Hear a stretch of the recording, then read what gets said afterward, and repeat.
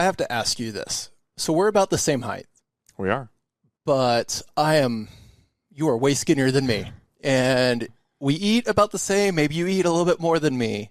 But how do you stay so slender? This is the question that I get more often than any other question. So I'm really glad that you asked it and we can just address it. It's three things.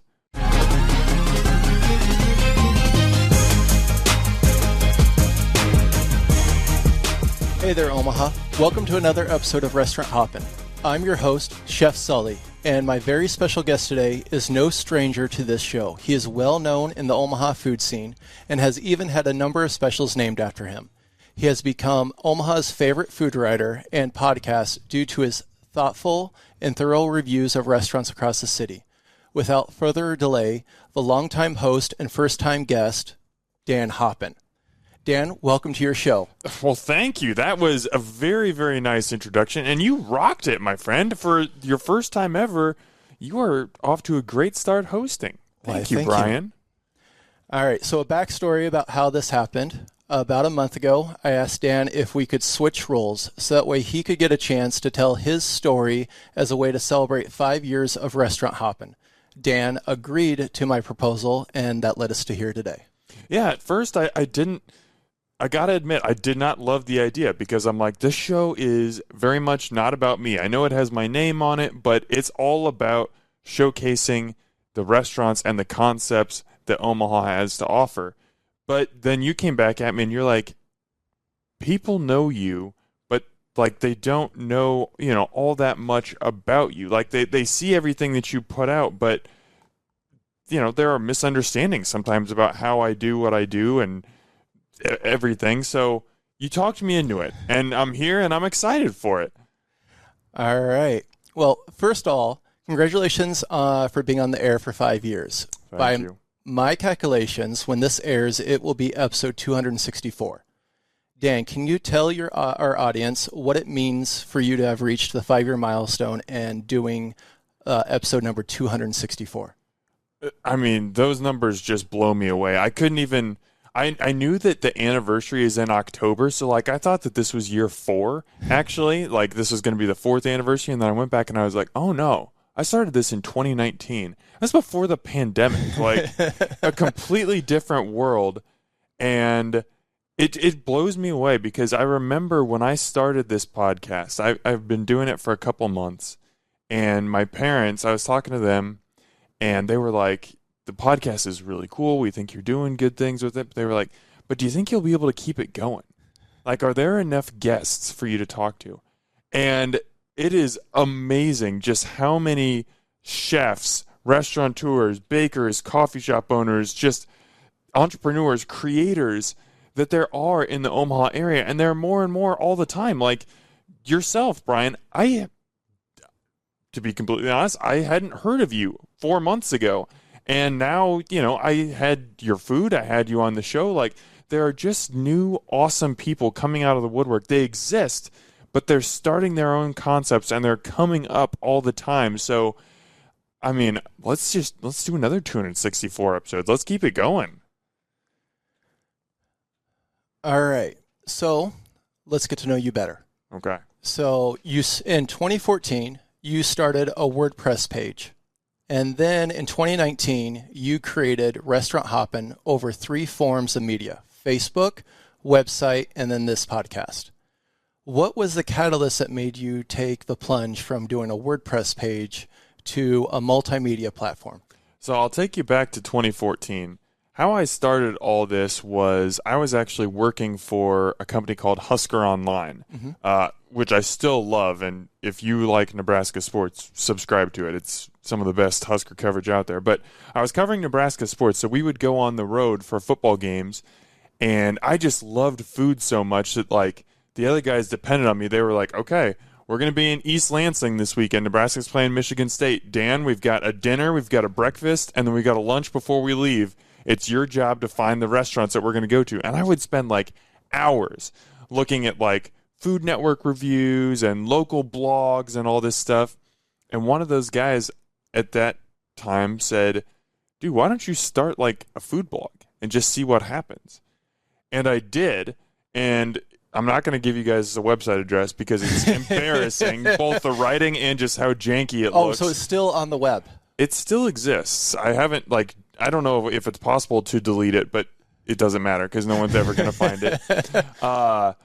But I did that for about 5 years, and because I was covering Husker sports, I had quite a following on Twitter, and I would share some of my restaurant reviews and pictures and stuff on Twitter, and I was just able to grow a following from there.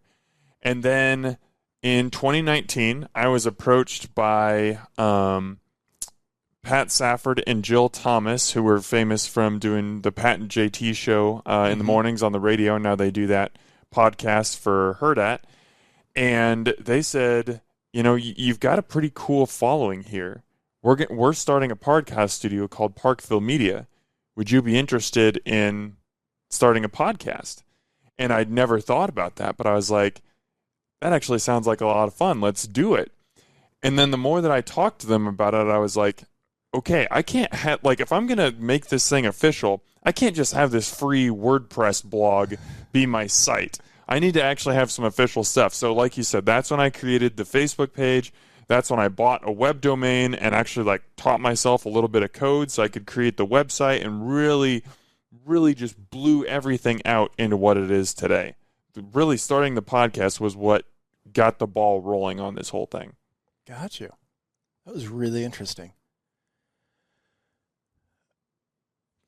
All right. So on that website that you designed yourself, you have your bio that says, I'm no professional food reviewer. I'm not a restaurant critic. I'm just a guy who loves food and the people who create it. And I want to shine a positive light on Omaha's incredible restaurant scene and give chefs and restaurateurs the voice to tell their stories. Is there anything you would like to elaborate on that statement? Yeah, I think the most important part is I'm not a critic. People, they call me, they'll say, well, it's your job to review restaurants or you're never critical about restaurants. That's not my role. That there are restaurant critics in this area and ones that have done incredibly powerful things. I think, Sarah Baker Hansen has done so much for this restaurant community, and she is a restaurant critic. That's her role. She does a great job in it. That's not me. I see myself more as a restaurant advocate. I'm somebody who I don't have any professional experience in restaurants. I've done some shifts in restaurants just because I have friends there now, but I don't have experience there. I haven't been to culinary school, anything like that. I'm just someone who has a great appreciation for food, but even more of an appreciation for the people behind it. So I love just getting into, just a person's wide, when you get a plate set in front of you, there are so many things that go into that plate. There is the chef's experiences. There's the sous chef or, the chef de partie. Whoever helped put this dish together, some of their influences coming into it. There's historical influences that are coming into this dish. If it's a fusion dish, it could be multiple different ethnicities that are coming into this dish. Every dish that you get is a amalgamation of all these different individual amazing influences, and I appreciate that so much, and I want to try and taste it and understand it when I'm eating a dish, but also I want to tell other people about it. When they're eating a Sully's burger, sure, you can go get a Sully's burger and just get into it and have grease running down your arms and you can enjoy it. Or somebody should, if they're listening to this, they should go back and listen to your episode and just hear all the science and all the research that you did that went into that burger. That burger is months, if not years, of work in the making. And I think that needs to be recognized. So I think my job is to try and help people understand that, yes, you can just go to a restaurant and you can have a great meal, but you can appreciate it and you can love it all that much more if you understand all the influences, all the work that went into it. So why are you not a professional food reviewer? Like on your Facebook page, you have, I think, 12,000 followers. Does that not make you a professional reviewer?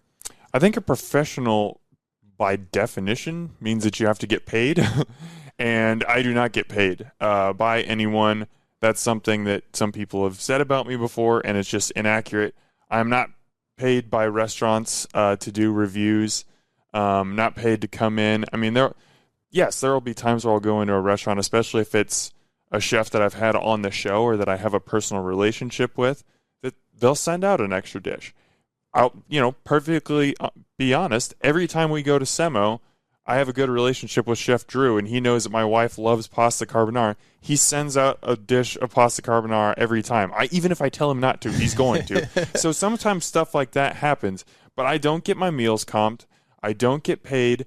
I do this because I love restaurants, and I want to remain objective. So, yeah, I'm not professional. Don't get paid for this. So, like, how many restaurants do you, how do you plan out your week? Just enlighten people on how you go about picking the restaurants that you do, and then deciding, do you do one for lunch, two for lunch, one for dinner? Just elaborate on that process. Sure. So I've got a list in my phone. Basically, when restaurants pique my interest, whether that's a new restaurant or a place that I haven't been yet that I'm seeing is getting a lot of buzz on social media, or I have a chef friend that comes to me and says, hey, have you been here? This place is really good. For whatever reason, if a restaurant catches my attention, it goes in the list on my phone, and I've kind of got those prioritized. So I try and go through that list, and I try to address that list while also making sure I support all my friends that I've had on the show, which gets harder and harder the more people you have on.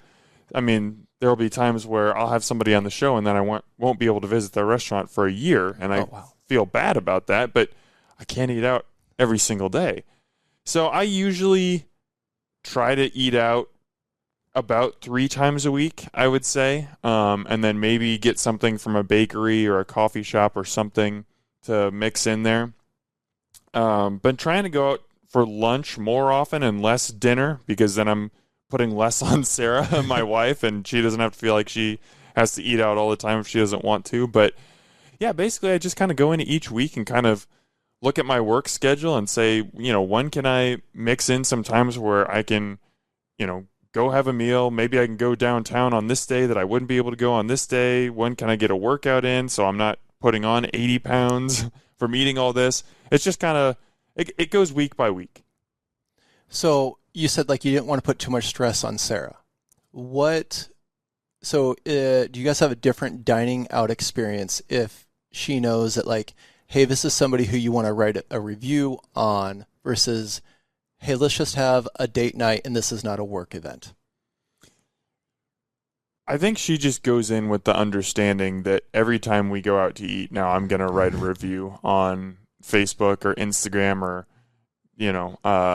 whatever it might be. I might not put something on the website for it, but I mean, I guess there are some. Actually, no, there's not really. And I think that's why people think that I eat out 7 times a week, because every time I'm eating out, you're seeing it. I'm not having many, if any, meals where I'm eating out and not posting something about it. So I don't really eat fast food at all. Don't really do Chipotle or things like that. I mean, I'm usually going to a local spot. I'm taking my pictures. I'm going to write my posts and try and draw some business for people to go there. So, and that's the thing that's awesome about Sarah, is she is totally accepting of that. She loves it. Well, maybe she doesn't always love it, but there have been times even where food will come to the table and, we're both hangry and we're just ready to dive in, and I'll start picking up my fork and she's like, whoa, aren't you going to take pictures? I'm just like, thank you. That would have been really bad. So she's she's in for the ride, and none of this would be possible without her. That's for sure. So how does she help you get an overall experience? Because everyone's taste buds are different.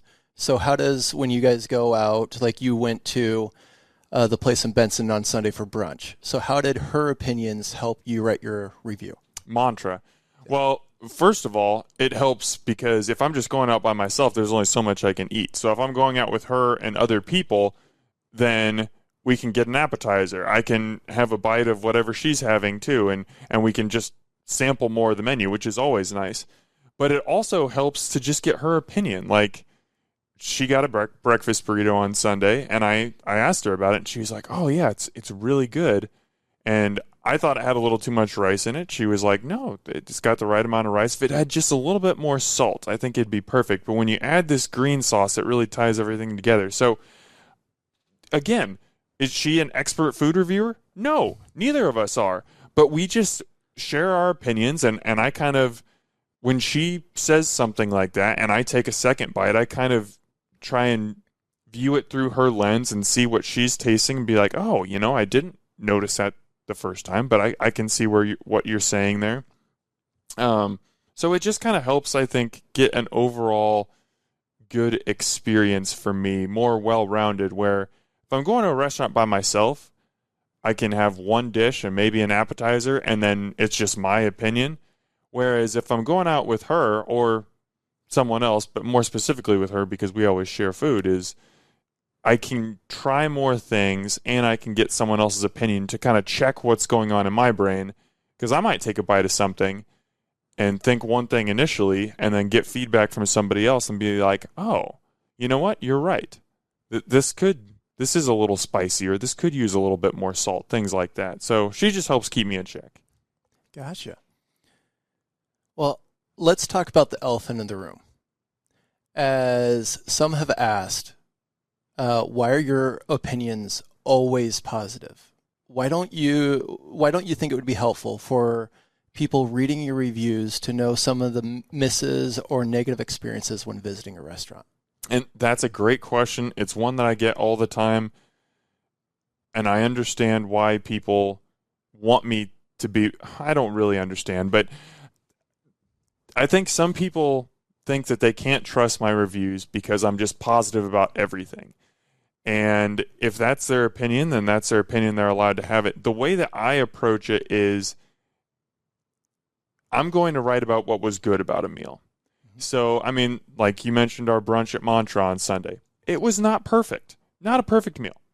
But it was very good. And there were parts of that meal where I was like, yes, this is fantastic. Those are the things that I'm going to highlight. So if somebody goes into Mantra for brunch, I don't want them to look at the menu and be like, oh, Dan said this sucks, I can't order it. That could be my taste buds and my opinion. What I don't like, someone else might love. And I don't want them to close the door on ordering that or even going to that restaurant just because of what I thought. So I'm going to highlight what was great. I'm going to say the Mediterranean chicken sandwich, that's one of the best grilled chicken sandwiches I've had. Like, it was unique. It was bursting with flavor. The balsamic added nice sweetness. If you go here, which I think you should, think about giving this sandwich a try. That's what I want to do, is I want to open the door for people to understand what's good about a restaurant and not harp on the things that are bad about it. Because let's be honest, margins in the restaurant industry are crazy thin to begin with. COVID made it worse. And for whatever reason, whether it's the election or Husker football, I've heard many opinions on why, but like the current status that we are in October and November of 2024, restaurants are just taking it in the shorts right now. And I mean, we have seen so many closures over the past couple months. I don't think it's my job to come into a restaurant and say, this was bad, don't come here, this is why this sucked. Like, I'm not going to kick somebody when they're down. If I don't like an experience, I'm just not going to say anything about it. And that can be a dish. I mean, there are times where I won't say anything about a certain thing that we had to eat. There have been times where I have gone out to eat and I've taken pictures, I've done the whole 9 yards, and I just haven't posted a single thing about it because it wasn't a worthwhile experience, and it's not something I'd recommend to someone. And that's fine. But I'm not ever going to come out and say something truly just straight out, this was bad, avoid it at all costs. So one of the things I do like is if you look into the comments, like that you went to a place in Interrail and someone asked you, how was the potato salad? And you said, it it wasn't one of my favorite things I had there. And it was like, you're willing to give your opinion if someone asks, but you're not going to just put out the things that you did not like or you thought could have been better.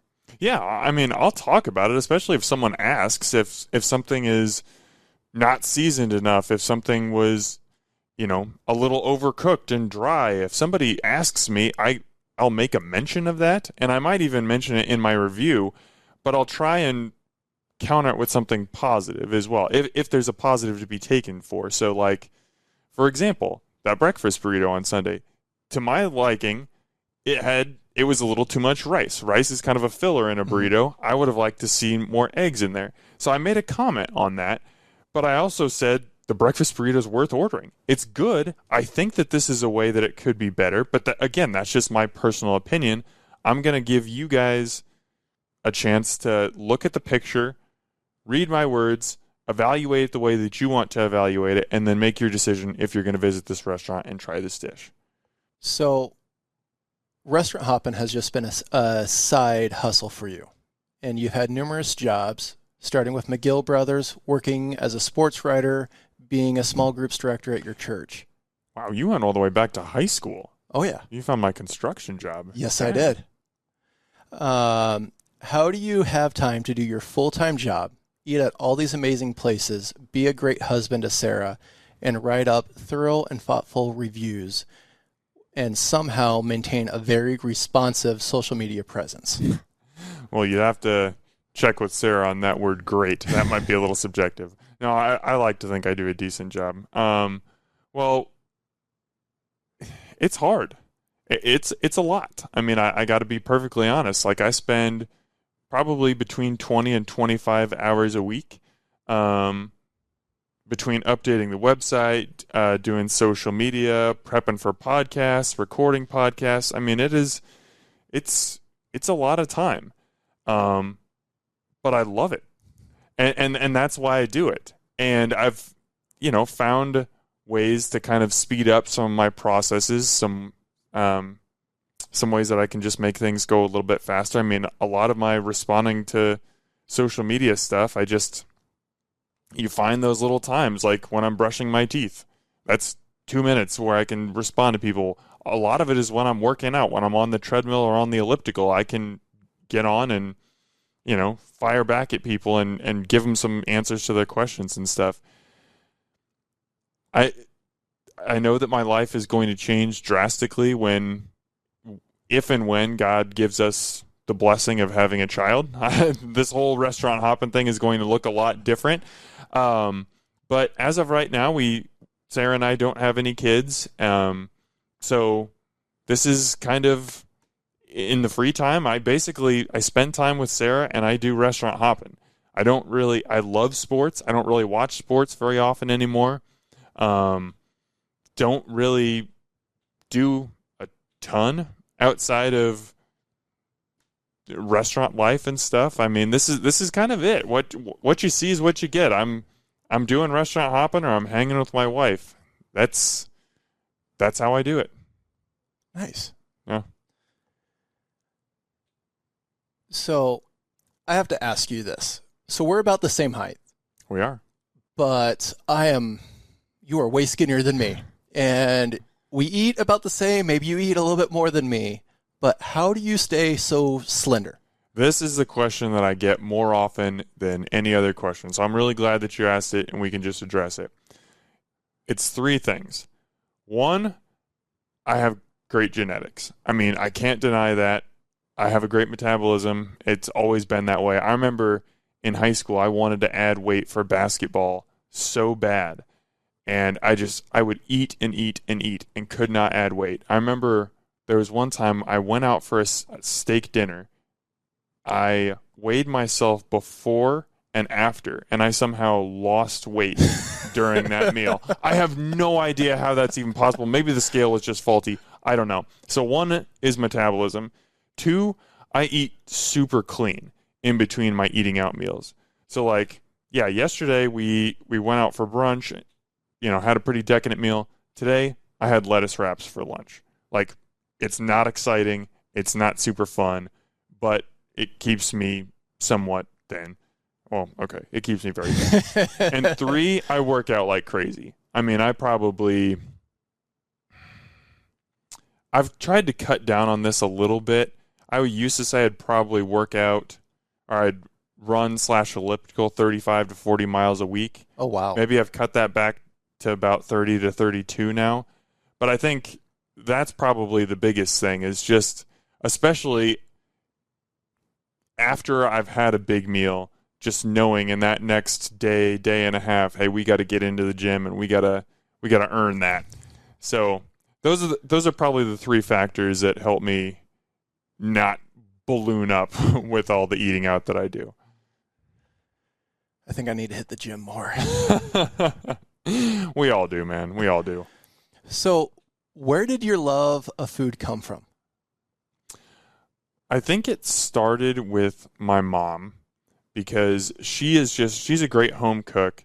She's one of those, I swear she'd be great on Chopped. I mean, she's one of those who would just come home after a long day and just look in the fridge and not necessarily have a plan, and just grab 6 things and throw together, and all of a sudden we've got this amazing Cajun pasta dish that she had no plans of making until, an hour before. And if she did plan stuff, then it was really, really good. So I think she instilled that in me, and just consistently making really good home-cooked food. And then it was Food Network, and especially diners, drive-ins, and dives. I know Guy Fieri is kind of a goofball sometimes. He rubs some people the wrong way. I love him. I love his approach. I mean, you look at what he does. He does not have a lot of negative things to say in his reviews. I drive a lot of what I think I've patterned my review style kind of based off what he does. Now, I'm not as emphatic as he is, obviously. I'm not quite that out there. But there's something about that show and the way that he highlights local restaurants that just got me really excited about food. And I think, that kind of, people could see that. And that's why my coworker back in 2014, encouraged me to start that WordPress blog, because I have this love of food. And what's been really cool since I've started the podcast is I've always loved food and I've loved eating. But now I love getting the story behind the food, kind of like I was talking about, all those different influences coming into one dish. That's what I love even more, is I like being able to eat something and being like, okay, that was great, but now I want to understand it, and I want to understand the person who made it. I want to get to know this person. So I think it's both food, but now it's moved into, okay, now who made this and why did they make it? And that's fascinating to me. People fascinate me endlessly. I can't learn enough about people. You are a really good listener. When you do these interviews, you get so into the conversation that it feels like on the listening end that it's 2 friends just talking about the things that they're passionate about. And I really do appreciate that. Yeah. I think that's being an active listener is a respectful way to interact with someone else. It shows that, yes, I'm going to come into every podcast with a list of questions and talking points just in case the conversation dries up. But the best episodes are where I ignore my computer for most of the episode, and it's just right here. It's just 2 people having a conversation because they're just telling me about their life, and it's really interesting. And I'm like, hey, you're talking about this new way of making burgers where it's more like a roulade. I've never heard about that before. Tell me about that. I want to learn about that. That's fascinating. Or just, this decision that you made to start a food truck where you've never had a food truck before. Why? Why was that the route that you took? Why didn't you do pop-ups first? Did you explore having a brick-and-mortar restaurant? There are so many questions that are constantly popping into my brain based off what people say, and I'm just genuinely curious about people. I want to learn more about them. Omaha is very grateful for that skill that you have. And thank you. Oh, of course. Thank you for being so interesting, Omaha. So I want to go back to something you said earlier about diner dives and dives. And you had the opportunity to not only be on the show, but be interviewed by Guy. What was that like, being basically going from someone who was watching TV to, I got to be on my favorite show? It was absolutely wild. I will never forget that day. So Guy, I want to say this was May of 2023. It was sometime in the spring of last year, so it's 2023. And he decided the show decided Guy was going to come back to Omaha. Mm-hmm. And so they interviewed a ton of restaurants, got it down to 6, and set the filming dates for those restaurants. And they contacted the restaurants. They said, okay, we're gonna come in. We want you to identify some people that you want to have on set to be there to represent your restaurant, that can maybe speak into, what makes your place special. And so a couple restaurants reached out to me. The first one that did was Izzy's Pizza Bus. And I'm just a huge fan of Brett and Cherish Geiger and everything that they've created.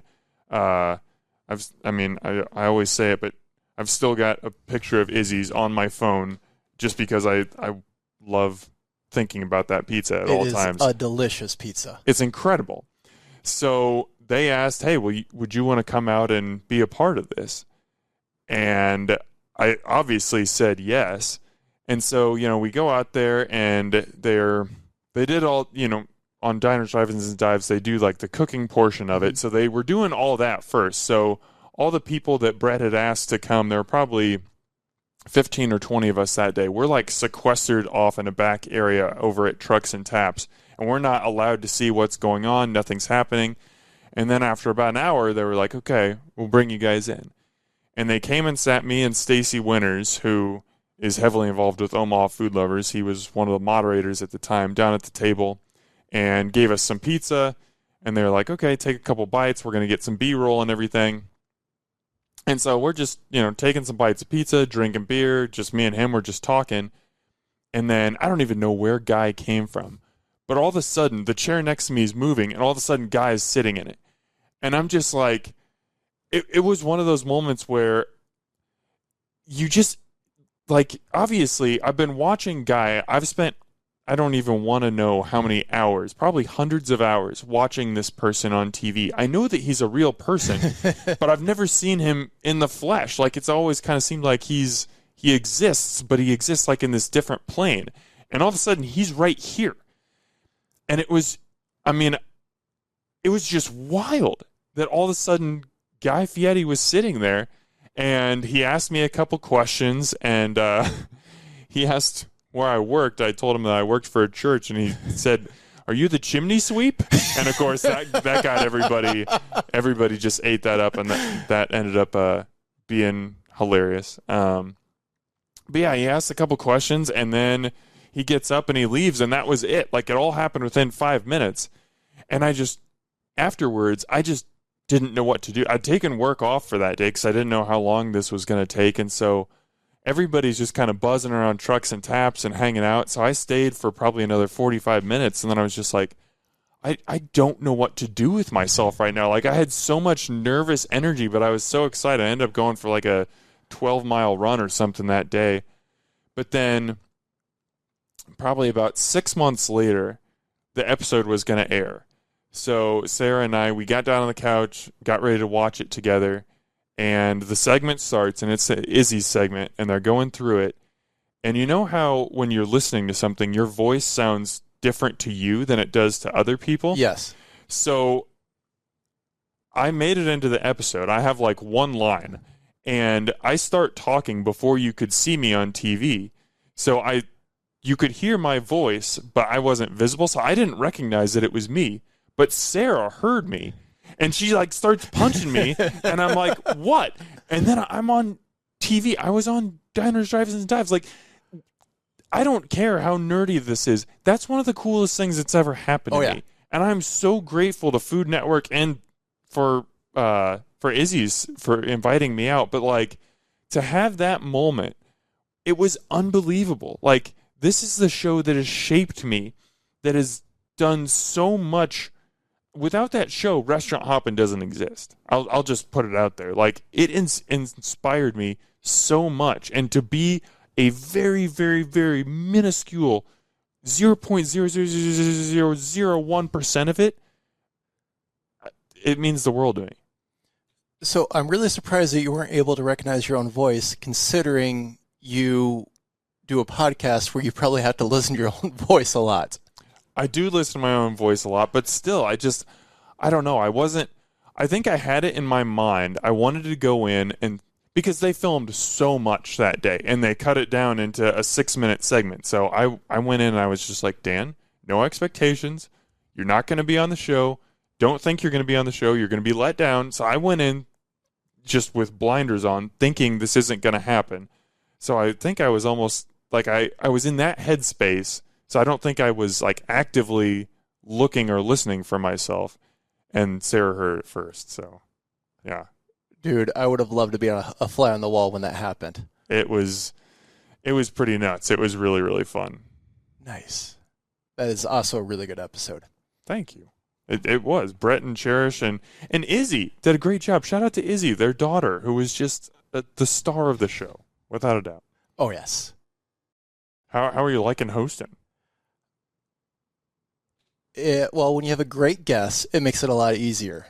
Well, you wouldn't know about that. Who's this great guest? I think you're doing a great job. Why, thank you. Yes. All right. So let's switch gears and talk about this podcast. I reached out to your wonderful wife for her thoughts of the importance work you're doing with the podcast. Look at you, man. The research on you. It's incredible. So she wrote this beautiful response that I'm going to read to you. I'm just so unbelievably proud of him. I know I'm biased, but I think he is so talented at helping chefs and restaurateurs open up about their journey. I love hearing the pride that each guest has in sharing their story with Dan.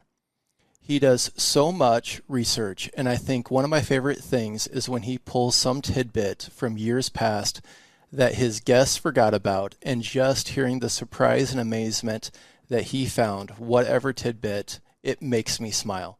Usually that's followed by a fun nostalgic story from the guest about something that happened in the past that helped them build on what their restaurant business is doing.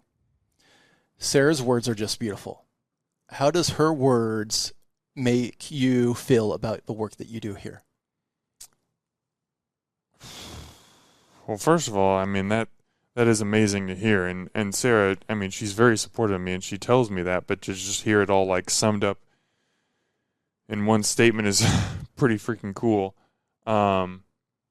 Honestly, I'm going to turn around and give the love right back to Sarah. And I've told her this many times, but I'm going to say it again publicly.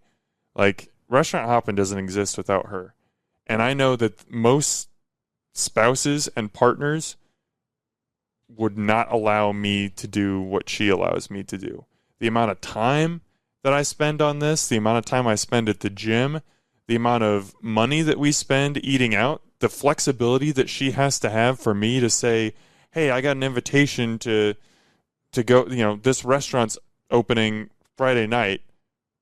They invited us to come out. Do you want to come? Like, and she's someone who likes to have, like, she's a planner. She likes to have her stuff planned out. I give her so much credit. And she is like, we've been married for 5.5 years now and dating and engaged. We've been together, I don't know, 7.5 years, somewhere in there. And the amount of times where I've said, hey, can we go and try this restaurant? I can probably count on my hand the number of times she said no or I'm not interested. She is down to try it, whether it's a new steakhouse, whether it's a vegan place, whether it's octopus, whether it's beef tartare. It can be food she's never tried before. If she knows that I'm really passionate about it, she goes for it. She is a spouse she's the perfect spouse for this job because she is just so open and giving of her time. I mean, yes, we do spend a lot of time together, but I spend a ton of time on social media. Like, you ask how I'm so responsive, I'm very online. And that is something that would probably bother a lot of spouses, and maybe it bothers Sarah sometimes, but she lets me do it because she knows that it's good for the brand and that the more responsive I am to people, just the more they feel connected to Restaurant Hoppin and to me. She's everything. Like, this doesn't exist without her, and I don't know. I don't know where I'd be without her. I mean, she has been my champion throughout all of this. She is the one who, when people say crappy things about me online, she's the one who comes back and says, no, they're not right. Don't listen to that. You're doing what you're doing. And she reminds me why I do what I do and the impact that I'm making. She's the driver of this. I mean, yeah, it's I've never thought about this before, but I like that it's called Restaurant Hoppin and it's not something Dan related, because Hoppin involves her too. That's her name, and she's a huge part of this. So I just have to say, I really appreciate how much you dote on your wife.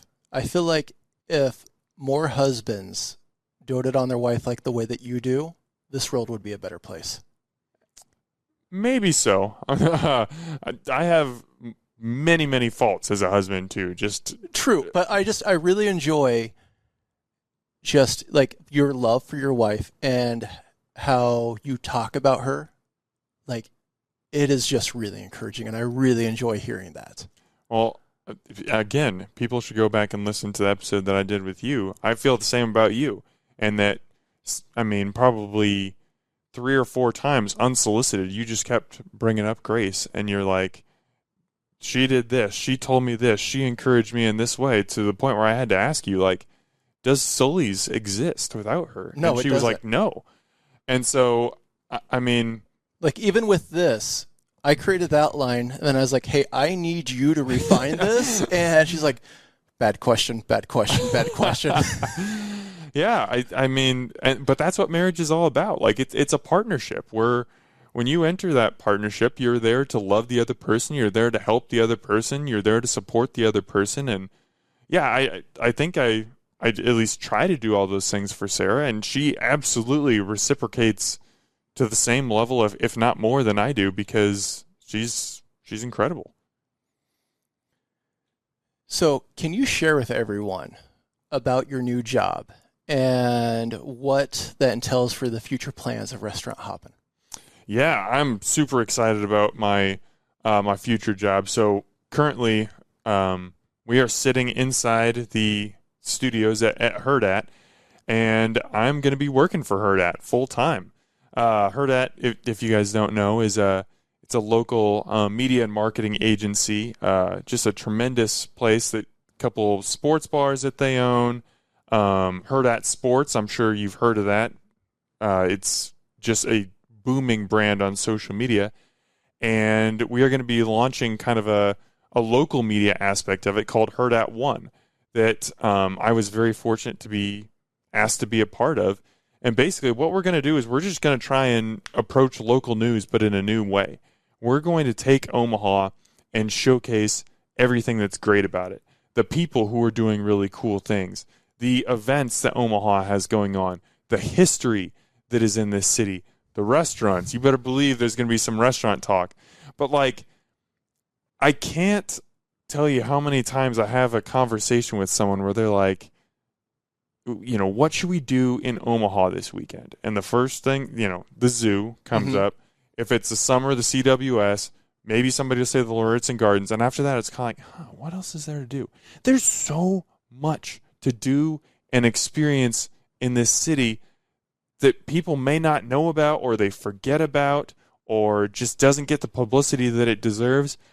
I think it's going to be my job to go out and find the things that make Omaha just an amazing city that I love so much, and create social media content, create blog content, create podcast content that shines a light on those things. So it's going to be kind of taking what I do with Restaurant Hoppin and applying it to all of Omaha, not just restaurants.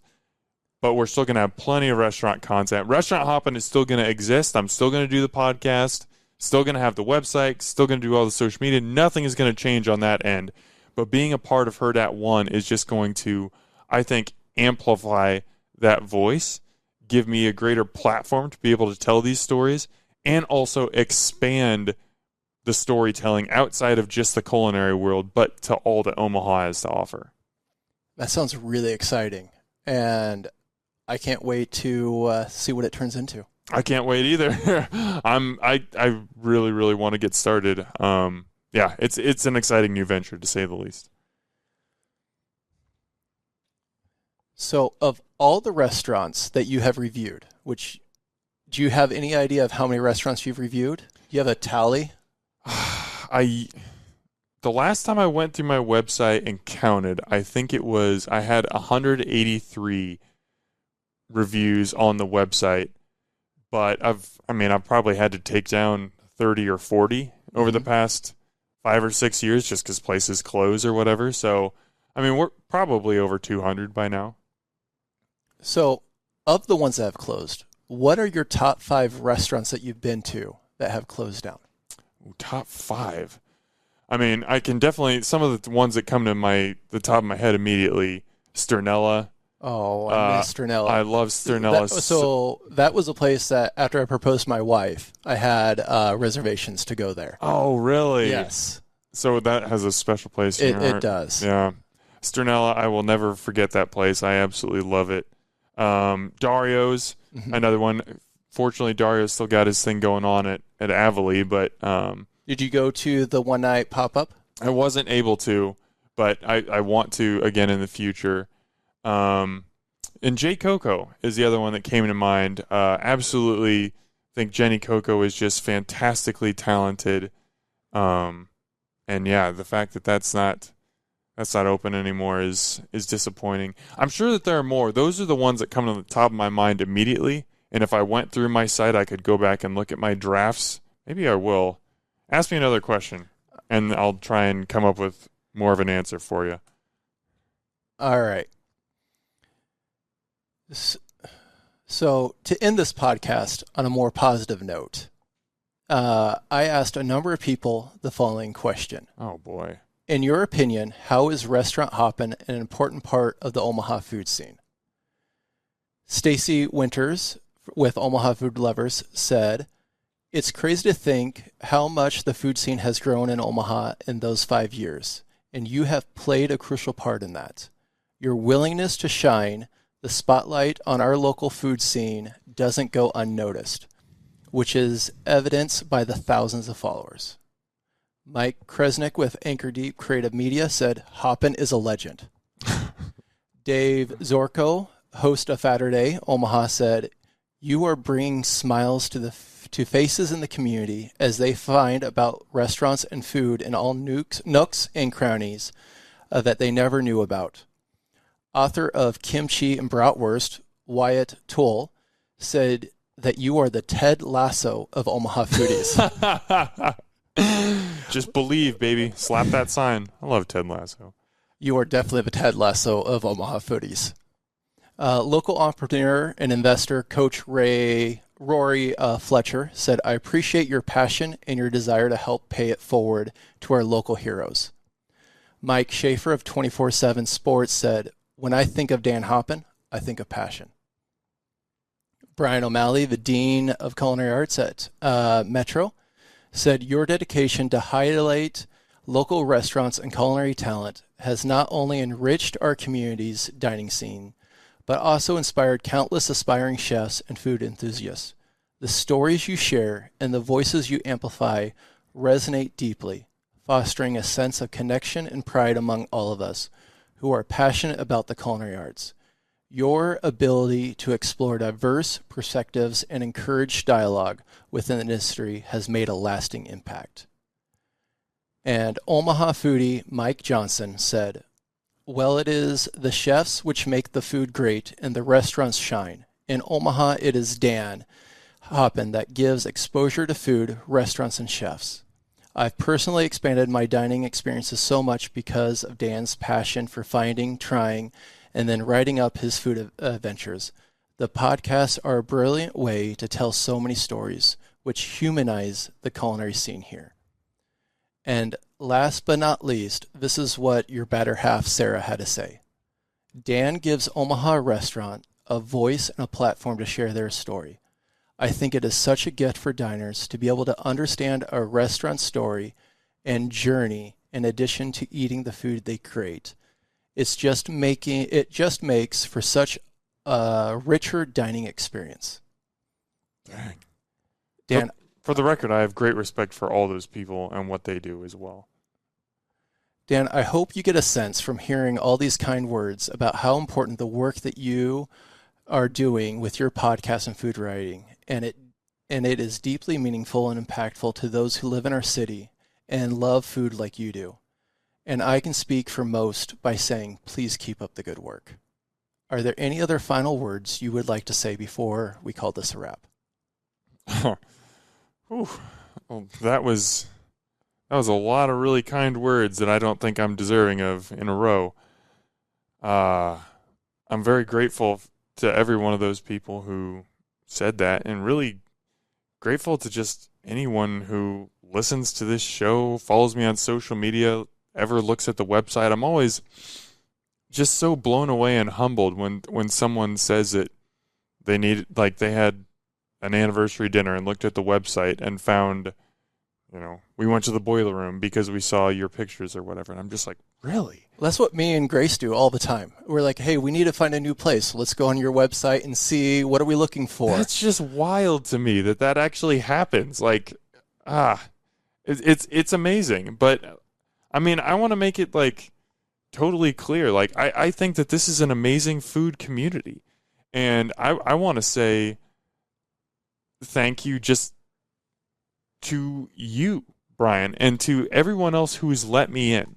Is especially when I started doing this, and it's gone away a little bit, but still happens all the time. I have crazy imposter syndrome because I'm not a chef. I'm not a cook. I haven't spent time in restaurants. So many times when I'm talking to chefs and restaurateurs, I'm like, I have a lot of knowledge built, like third-hand knowledge built up now, but I don't have some of that first-hand knowledge. And so I've kind of felt like I'm on the outside looking in.